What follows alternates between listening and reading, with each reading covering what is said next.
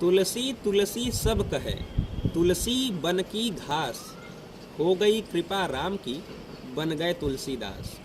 नमस्कार, मैं सुधांशु रघुवंशी। रामचरितमानस की महत्ता की प्रासंगिकता इस विषय पर आपके सम्मुख अपने विचार लेकर पुनः एक बार प्रस्तुत हुई। किन्हीं महनीय व्यक्ति से मैंने यह कथा, यह दृष्टांत सुना था, जिसमें वह रामचरितमानस की महत्ता को इस प्रकार प्रतिपादित कर रहे थे। एक समय की बात है, एक स्टेशन पर एक दंपत्ति एक मौलवी साहब को रामचरितमानस पढ़ते हुए देखते हैं। तो उसमें जो पुरुष रहता है वह बड़ा हतप्रभ होता है कि अरे, मौलवी साहब इस्लाम धर्म के अनुयायी होकर रामचरितमानस पढ़ रहे हैं। तो वह उनसे जिज्ञासावश प्रश्न करता है कि मौलवी साहब, आप रामचरितमानस पढ़ रहे हैं?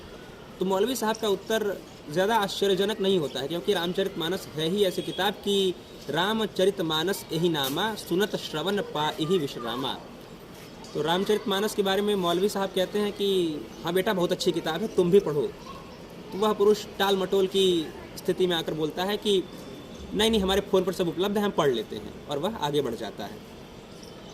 कुछ क्षण पश्चात जब मौलवी साहब उस पुरुष को देखते हैं तो वह थोड़ी दीन अवस्था में इधर उधर अपनी किसी प्रिय वस्तु को ढूंढते हुए दिखाई देता है। मौलवी साहब से रहा नहीं जाता है, तो वह उस पुरुष से, उस व्यक्ति से यह प्रश्न पूछते हैं कि क्या हुआ बेटा, कोई परेशानी है?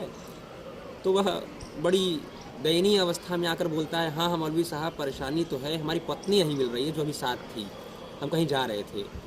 अच्छा, तो कहते हैं तुमने रामचरितमानस पढ़ी है? बोलता है जी, रामचरितमानस तो नहीं पढ़ी है। बोल रहे हैं, यदि तुम आज रामचरितमानस पढ़े होते तो आज ऐसी स्थिति नहीं आती। वो बड़ा आश्चर्यचकित हो जाता है कि अब बताइए, इतनी विकट परिस्थिति में ये हमसे रामचरितमानस पढ़ने की बात कर रहे हैं।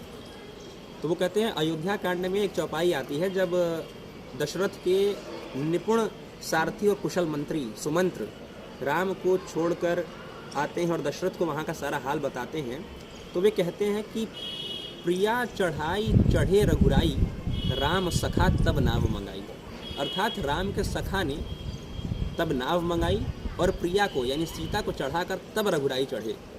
और यहाँ पर उस व्यक्ति ने अपनी पत्नी को नीचे छोड़ दिया, पहले खुद ही चढ़ गया। तो इस प्रकार से वह बताते हैं कि रामचरितमानस की महत्ता प्रत्येक चौपाई में हमारे लिए जीवन की एक कला सीखने वाली बात है। अतः रामचरितमानस मात्र साहित्य की दृष्टि से ही नहीं, जीवन की दृष्टि से भी एक अत्यंत महत्वपूर्ण पुस्तक है। बहुत बहुत धन्यवाद।